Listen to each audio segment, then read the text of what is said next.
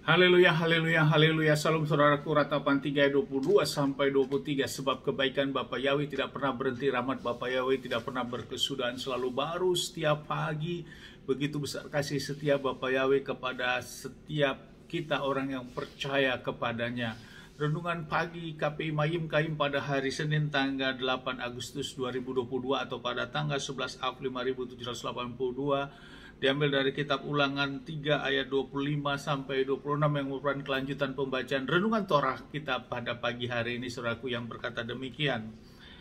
Aku memohon kepadamu, izinkanlah aku menyeberang dan melihat negeri yang baik, pegunungan yang indah, pegunungan Libanon yang ada di seberang sungai Yordan itu. Tetapi kamu telah menyebabkan Yahweh murka kepadamu karena kamu tidak mendengarkan aku.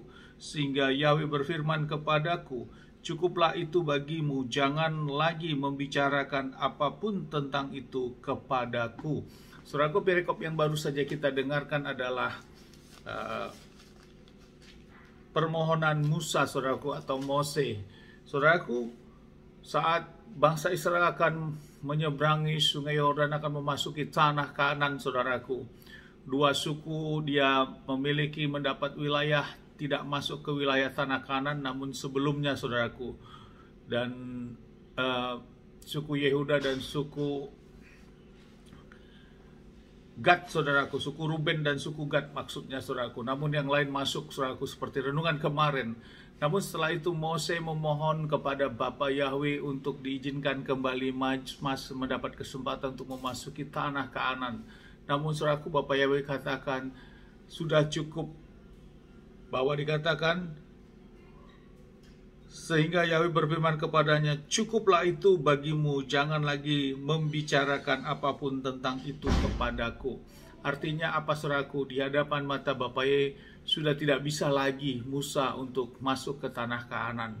Oleh karena pelanggaran Mose di Mariba, saudaraku, saat Musa di mana mencuri kemuliaan Bapa Yahweh, tentang perkataan Musa untuk mengeluarkan air melalui batu itu, saudaraku, saat bangsa Israel bersungut-sungut kekurangan air, saudaraku, dan itu menjadi suatu hal yang fatal bagi Musa, sehingga Bapa Yahweh berkata cukuplah sudah, artinya tidak ada lagi kesempatan, saudaraku.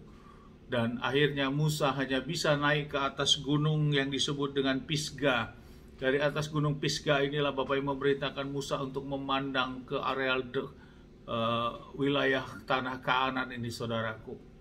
Saudaraku, lewat renungan pagi ini, lewat yang Bapak yang sampaikan kepada Musa, kita renungkan, saudaraku, betapa memang di hadapan Bapa Yahweh tidak ada sesuatu yang main-main, saudaraku. Semuanya sangat tegas.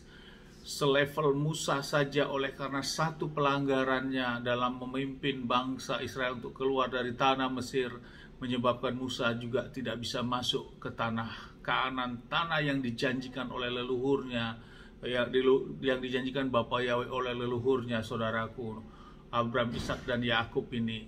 Dia tidak bisa masuk, saudaraku, oleh karena satu kesalahan, dan kesalahan itu sifatnya adalah mencuri kemuliaan Bapa Yahweh, saudaraku, karena perkataan Bapa Yahweh namun diambil menjadi suatu perkataannya Musa, saudaraku. Hal inilah menyebabkan Musa tidak diizinkan masuk, saudaraku. Ini yang menjadi renungan bagi kita, bahwa sesungguhnya mencuri kemuliaan Bapa Yahweh atau mengambil kemuliaan Bapa Yahweh, wewenang Bapa Yahweh itu, saudaraku, kita menjadikan suatu perkataan kita seolah-olah kitalah yang dapat mengubah sesuatu, seolah-olah kitalah yang mampu. Hati-hati, saudaraku, ternyata itu memiliki sesuatu hal yang sangat menyakitkan hati Bapa Yahweh, saudaraku. Dan ini menjadi renungan bagi kita pada pagi hari ini. Untuk itu, saudaraku, di dalam menjalani kehidupan kita saat ini, juga kita terus mengintrospeksi diri, saudaraku.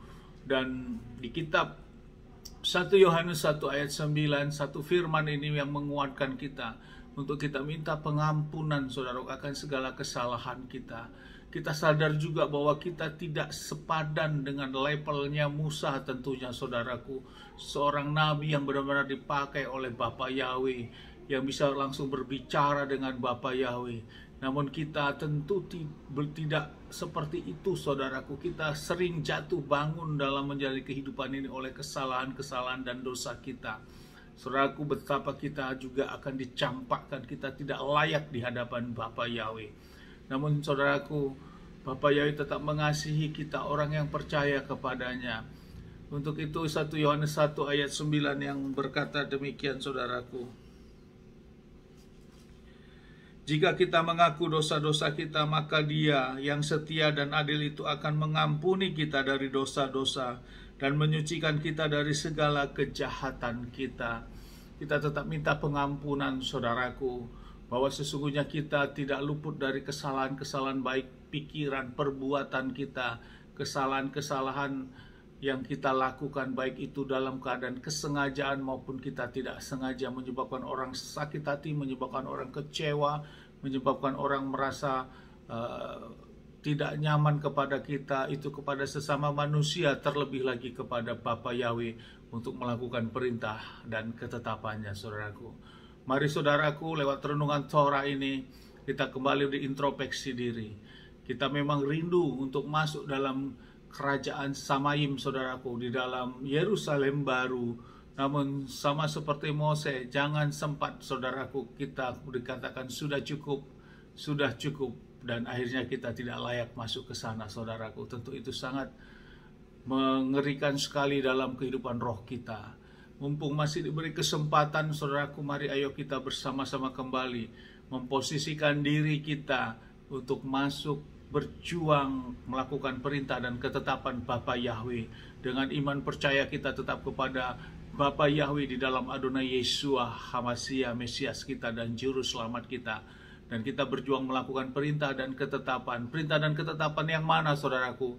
Tentu perintah dan ketetapan yang tertulis di dalam Torahnya Bapa Yahweh, dan juga apa yang sudah Adonai Yeshua HaMashiach sempurnakan terhadap perintah-perintah itu, saudaraku. Itulah yang harus kita lakukan, dan kita melangkah tetap dengan iman dan percaya kita. Amin, haleluya, sukses besar buat kita semua. Dari tempat ini saya berdoa untuk bersama-sama kita berdoa. Bapa yang memberkati dan melindungi kita semua dimanapun kita berada. Bapa yang menyinari wajahnya kepada kita, memberikan kita kasih karunia. Bapa yang menghadapkan wajahnya kepada kita, memberikan kita damai sejahtera. Apapun yang kita kerjakan lakukan sepanjang hari ini, kita percaya, saudaraku, semuanya akan menjadi berhasil, dan kita orang-orang yang percaya kepada Bapa ya, kita tidak dipermalukan, dan janji firman keselamatan yang pasti bersama Adonai Yeshua HaMashiach. Dialah Mesias kita, Dialah Juru Selamat kita, Dialah kebangkitan dan kehidupan kita, dan kita lakukan perintah dan ketetapannya. Amin, haleluya. Shalom, saudaraku.